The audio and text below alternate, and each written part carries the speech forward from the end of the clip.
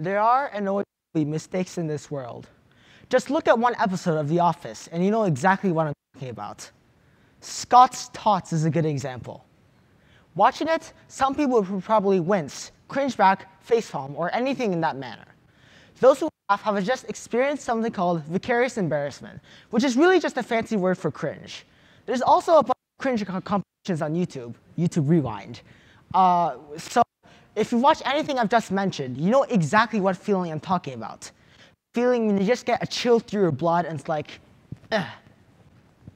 So what is this emotion and why is it a thing? OK, so people vicariously experience embarrassment when witnessing others' public blunders or etiquette violations. In other words, vicarious embarrassment is when a person suffers embarrassment from another person's actions. You cringe at that person's actions. Now, as for how this emotion exists, it actually traces back to two parts of your brain called the left anterior amygdala and the anterior cingulate cortex. These two parts of your brain also happen to manipulate pain. But I'm not saying that if you watch someone get humiliated on reality TV, your brain will wilt and you'll die instantly. I'm not saying that. What I'm saying is that some studies conducted a few years ago, it deduced by using functional magnetic resonance imaging, it deduced that vicarious embarrassment, when suffered, activated the two parts of the brain that I just mentioned. These two parts were activated much more for those who describe themselves as very empathetic. This is very interesting, as a few months later, and a lot more research, they eventually managed to deduce that vicarious embarrassment is a branch of empathy. Empathy. When the word empathy comes into mind, usually positive things are associated with it. It's seen as this good emotion that strengthens bonds and friendships. It's seen as something that is crucial to being a good person. However, what if I told you that there's something more to this emotion? What if I told you that this emotion could actually be bad? Would you believe me? No? OK, I'll take that as a no, because you do not believe me. Empathy is this good emotion. It is something that strengthens bonds and friendships. But it can still go both ways. A man named Paul Bloom feels that part of the problem with empathy is that it's a spotlight that shines on individuals, which is fine for close relationships, but not fine for a decision that can impact thousands of people. The example here on the screen should emphasize his points. Most people would decide to move this girl up to the top of the medical list, even though it could potentially kill or harm many, many people. This is part of the problem here. Paul Bloom feels that empathy is inconsistent and biased.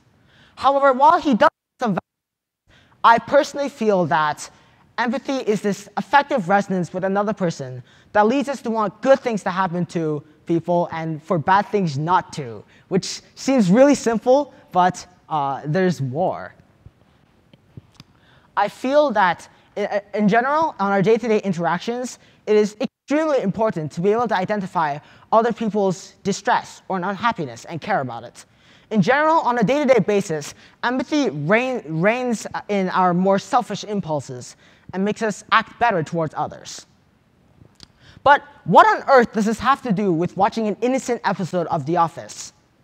OK, most of it doesn't actually. The majority of these negative effects comes from suffering vicarious embarrassment from another person in a real-life situation.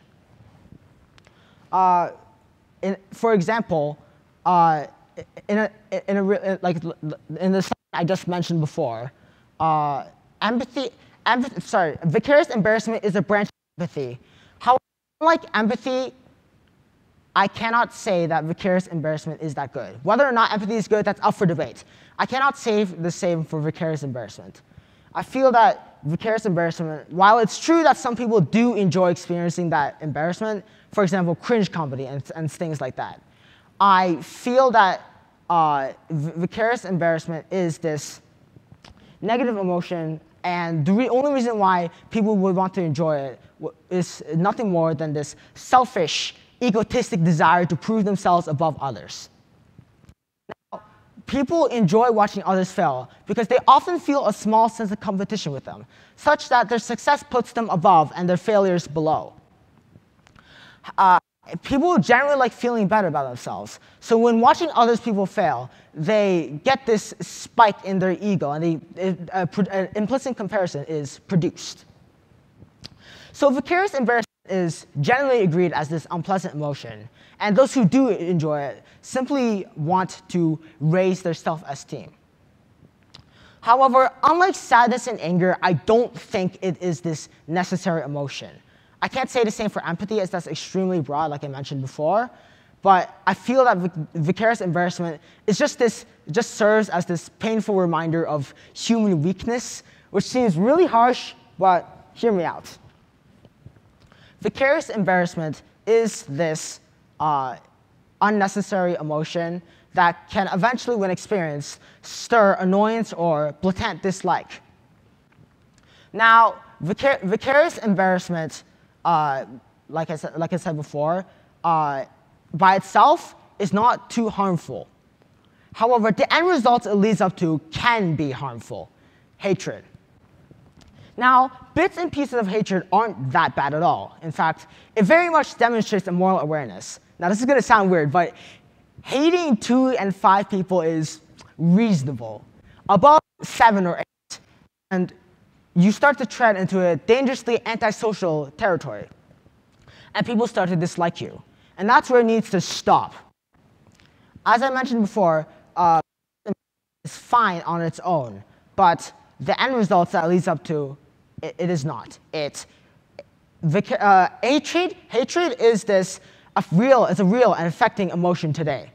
It has to do with many acts, including war or terrorism. While it's true that it's not directly a factor for it, it's almost always an underlying reason for it. Now, it's kind of ridiculous that cringing at someone can lead to something as drastic as war or terrorism. But take what I said into consideration and think about it before you face palm at someone. Thank you.